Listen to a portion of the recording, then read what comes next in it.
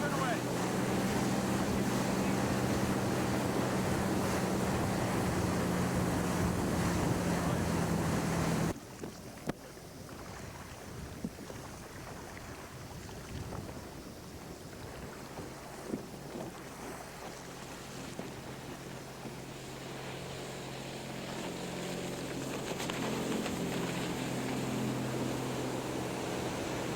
Those things aren't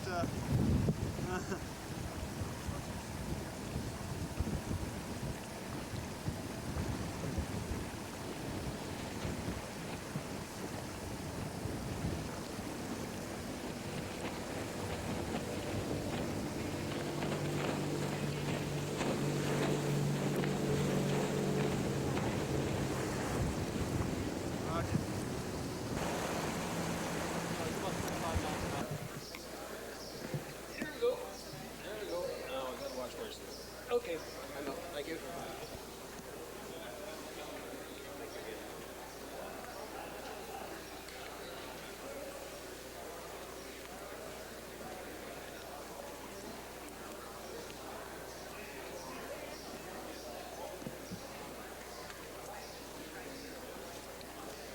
Okay. There in the corner of that side, and then there. It's pretty rough. The end of there, turn that way. Back. Turn up here.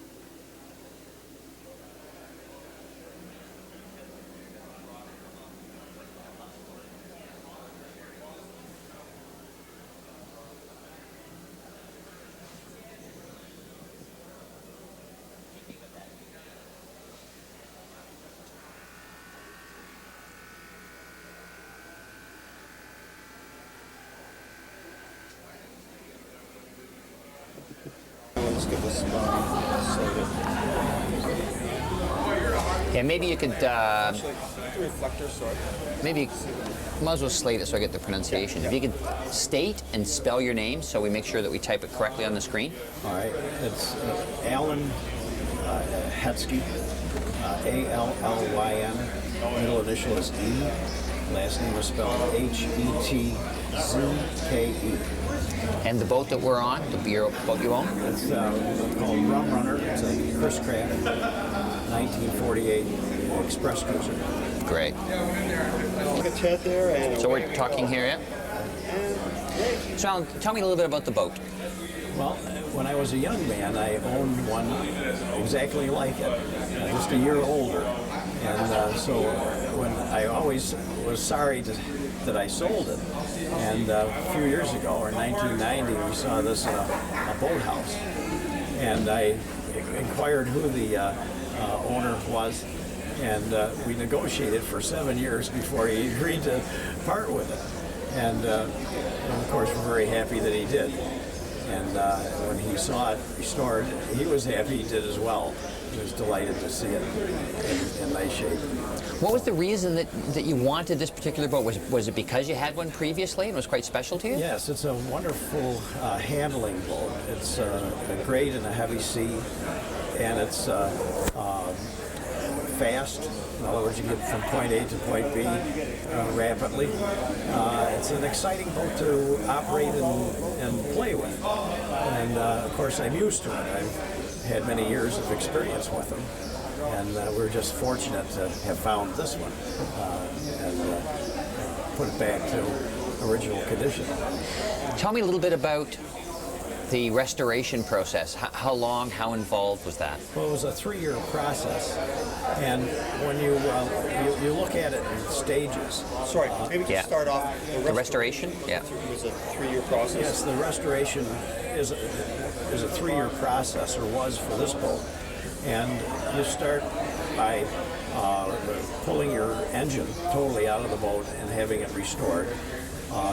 All the gauges, the tachometers, oil gauges, all these have to be rebuilt to new condition. All the chrome work is re-chromed. The cushions and canvases are all new and rebuilt. We were fortunate to have the old ones for patterns. You pull the small pieces like the helm station, where you have the wheel is actually 6 spokes and 6 bridges, and it's intricate and takes time, and we might have 20 coats of varnish on it. And it's just tedious, laborious work, but the result is well worth it. And so it's that sort of thing, and it does take time to put it together, and you want to know that you can start it and finish it. So you plan it out, and you just keep at it until it's done. Now this was a process that you were involved in as well, because a lot of people, I suppose, have restorations done. It's fairly arm's length. They pick it up from the restorer when it's done. So tell me about that. Well, Dan Sutherland of Sutherland Boat and Coach, he's located in Hammondsport. He's a very nice man, and he allowed me to come down on weekends, and he'd give me jobs. One day I would be stripping seams, or I'd be sanding a hull, and he'd load me up with pieces of wood to take home and refinish. And but I had a chance at least to participate, and then he did most of it, and much of the, if it needed ribs or chines, that is something he did. And then in caulking the bottom, you have to essentially do it from the keel up evenly on both sides. And we wanted to do that because a wooden boat is like a living organism. It swells and shrinks when it's out of the water and swells when it's in. And we wanted to make sure that she would take the proper shape. And as it sits in the water, we know that it's always changing its shape back to the original form. And the boat was out of water for over 20 years. So, it takes time for that to come back. So it's nice. Now, I mean, certainly you're here at the show and you're being judged, which is great, but this boat is more than just a showpiece or a museum piece. Yes, that's correct. You get some use out of this. Yes, we use it in the summertime. The museum has wonderful boat cruises, and Bill Danforth, who's the director of the museum, does a great job in putting together absolutely marvelous trips for the friends of the museum, and we're allowed to take our boats along with passengers on these trips, and it's a great deal of fun. And that was one of the prime motives for doing it, along with family enjoyment and fun in the summertime. If we're interested in this. How does it handle on the water? Tell me a little bit about what it feels like to drive it. Well, it's like a fast launch. It's very sea-kindly. You don't have a pounding that you might have with a newer, higher speed boat. This boat runs at around 30 to 33 miles an hour, so it's pretty good on the water for an old boat. And rather calm seas, that would be seas that might be a foot and a half or less. You don't feel that you're in a heavy sea or anything. If you're in 3 or 4 foot seas, you would throttle back, and it would go through the water much like an old launch would. You're not getting pounded to death, and you feel very comfortable that the boat will get you from point A to point B safely. So it's a beautifully handling boat. John, tell me about how you share a rum runner with others. Well, we have a great many friends and a big family, so we have loads of grandchildren, and they love to ride on the boat. And in shows such as this, oftentimes you'll have parents bringing their children to look at the antique boats, and the kids always love to touch it and oftentimes like to come on board. And I allow that because I feel they should get the feel of a nice old wooden boat. And I enjoy talking to the kids. They have great questions, and I take the time to explain as much as I can to hopefully answer their questions so that they aren't afraid of a wooden boat. And they'll ask what the gear shift does, or how do you accelerate the motor, or how fast does it go, and all kinds of questions that they're interested in. So it's nice to see them with an interest. Hopefully, well, that's the future. I mean, I'm a temporary keeper. Eventually, this will be owned and maintained by someone else, and we hope that they'll care for it and preserve these old pieces of art, actually. They're floating art pieces. We talked earlier about the period of time between when you owned a... Battery changer. Okay. Okay. Talked earlier about the period of time between Rum Runner, I guess, and the and when you owned a similar boat, and you were commenting on the fact that there was no hiatus in boating. So we could talk a little bit about your boating background. Well, I've gone from cruisers to trailerable boats when the kids were small, and we had friends that had trailerable boats, and we could take them to the Finger Lakes or Lake Ontario or up here in the Thousand Islands, and it was a great time. And then as I got older, I wanted to get back in with the wooden boats, and so you go through periods. There was a time when I didn't have time to maintain, or the money to maintain a wooden boat, and now I'm fortunate enough to have time and interest, and can keep it up, and I find it isn't any more tedious or expensive than a fiberglass boat, actually. Everything has to be maintained and cleaned or polished, and the wooden boat isn't any different. But I'm very partial to wooden boats. So it's been a love affair for many, many years. Great. I think we're there. Very good. Run through the specs on the boat and just talk to Yeah. Ted again. Okay. Shoot some highlights on the boat. The boat is a 23-foot Chris Craft Express cruiser. That was the designation in 1948.